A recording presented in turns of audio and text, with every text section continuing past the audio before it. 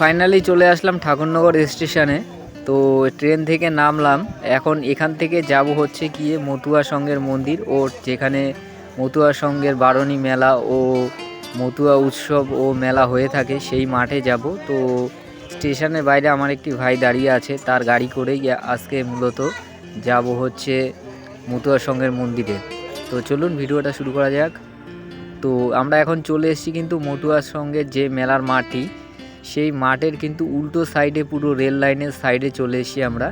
আর এখান থেকে দূরে দেখতেই পাচ্ছ যে মেলার মন্দির আর মেলার যে মাঠটি, সেটি কিন্তু অনেক বিস্তীর্ণ এলাকা জুড়ে মূলত ওই মাঠটি কিন্তু, আর এই সাইডেই দেখতে পাচ্ছ রেল লাইন। তো চলো আমরা মন্দিরের দিকে যাই আস্তে আস্তে। আর দেখতে পাচ্ছ এই মাঠেই কিন্তু মেলাটি অনুষ্ঠিত হবে আগত 26শে মার্চ 2025। তো এই মাঠেই কিন্তু অনুষ্ঠিত হবে ঠাকুরনগরের বারণী মেলা ও মতুয়া সংঘের উৎসব ও মেলা। যথাযথ এটাও কিন্তু উত্তর 24 পরগনা পশ্চিমবঙ্গের কিন্তু একটি শ্রেষ্ঠ অনুষ্ঠান ও মতুয়া সংঘের অনুষ্ঠানটি, এটি কিন্তু বছরে কিন্তু একবারই হয়।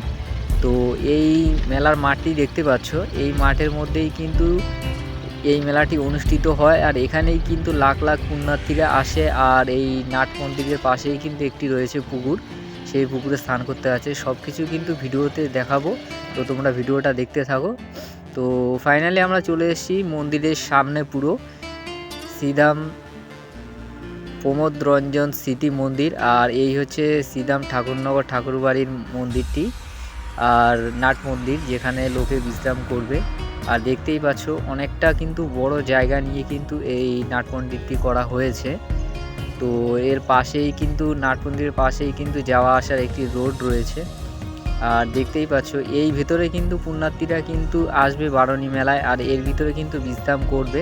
বা আরও কিন্তু বিভিন্ন এলাকার সাইডে বিভিন্ন বাড়িতে কিন্তু তারা কিন্তু বিশ্রাম করার জায়গা পায়। তো এই দেখতে পাচ্ছ কুপিয়ে রেখেছে কিন্তু মেলার দোকান দেওয়ার জন্য জায়গাগুলো করা হচ্ছে মূলত। তো এই মাঠটা দেখতে পাচ্ছ খুবই একটি বড় মাঠ। তো আমরা ওই দূর থেকে এসেছিলাম রেল লাইনের পাশ থেকে। তো এই হচ্ছে মূলত এই স্নানের পুকুর, যেখানে পুণ্যার্থীরা স্নান করবে। বা আগত 27শে মার্চ কিন্তু এই পুকুরে কিন্তু স্নান করা হবে।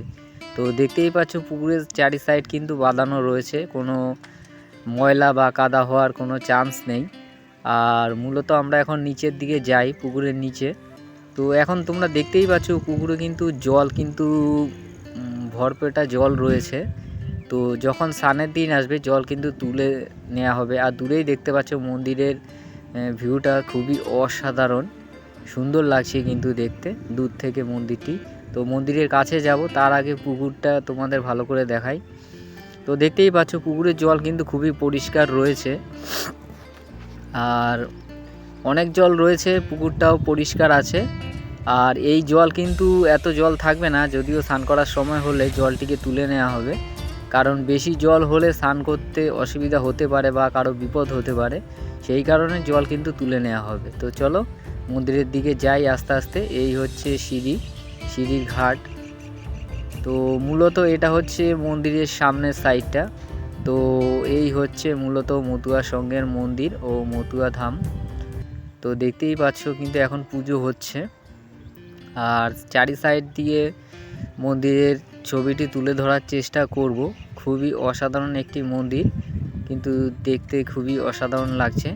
আর তোমাদের একটা কথা বলে দিই, 26শে মার্চ এখানে কিন্তু বারণী মেলাটি অনুষ্ঠিত হবে। তো তখন কিন্তু এখানে লোকজন কিন্তু প্রচুর পরিমাণে দেখা যাবে, বা এখানটা ঢোকাই যাবে না, কারণ তারা স্নান করে এসে কিন্তু এই মন্দিরেই উঠবে।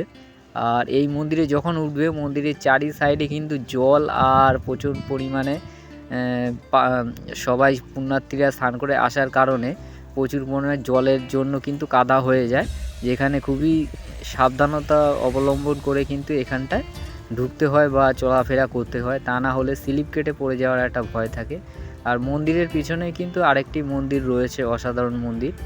তো ঘুরে ঘুরে দেখার জন্য কিন্তু জায়গাটি খুবই একটি সুন্দর আর মনোরম পরিবেশ। এখানে বছরে 12 মাসই কিন্তু লোকজন আসে, পুজো টুজো করে। আর এই যে দুজন বসে আছে এনারাই কিন্তু আসল ঠাকুর আর কি, মতুয়ার সঙ্গে বড় মা ও তার মানে বড় ঠাকুর আর বড় মা দুজন কিন্তু এইখানে বসে আছে। আর ইনি কিন্তু এখন আপাতত এই মন্দিরের পুজো অর্চনা করেন বা লোককে নাম টাম দেয়, যাকে বলে দীক্ষা দেয়, তার কাজ কিন্তু ইনি এখন করছে আপাতত। তো ইনি কাউকে হয়তো আজকে পুজো দিচ্ছে বা পুজো করাচ্ছে, যদিও আমরা চারি সাইডটা ঘুরবো সেই দিকে ধ্যান না দিয়ে। তো দেখতেই পাচ্ছ লোকজন কিন্তু এখানে দাঁড়িয়ে আছে পুজো করার জন্য।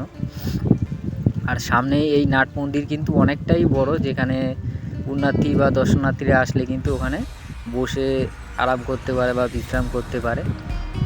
তো মন্দিরের চারি সাইডটা ঘুরে ঘুরে দেখানো যাক। তো দেখতেই পাচ্ছ কিন্তু মন্দিরে পুরোটাই শ্বেতপাথর দিয়ে বাঁধানো, আবার কিন্তু কাঠের কাজ রয়েছে জানলাগুলোতে, সুন্দর ডিজাইন করা কাঠের কাজ, অসাধারণ লাগছে দেখতে। তো কদিন পরে কিন্তু এখানটায় কিন্তু পুরো লোকে ভরে যাবে আর লোকজন কিন্তু প্রচুর পরিমাণে থাকবে, তখন হয়তো এত সুন্দরভাবে ভিডিওটা ক্যাপচার করা সম্ভব হতো না। আর ফাঁকা টাইম বলে আজকে ভিডিওটা সুন্দর করে শ্যুট করা যাচ্ছে। তো দেখতেই পাচ্ছ মন্দিরের উপর থেকে অসাধারণ একটি ভিউ, আর ছোট বাচ্চাও এখানে খেলা করছে। আর মন্দিরের পেছনে আর থাকার কিন্তু প্রচুর পরিমাণে জায়গা রয়েছে, যারা দূর দূরান্ত থেকে আসে এই মন্দিরে বা পুজো দিতে। এখানে কিন্তু থাকা খাওয়ার কোনো রকম সমস্যা এখানে হয় না, কারণ এর আশেপাশেই সমস্ত বাজার ঘাট সব কিছু কিন্তু স্টেশন সবই কিন্তু কাছাকাছি রয়েছে।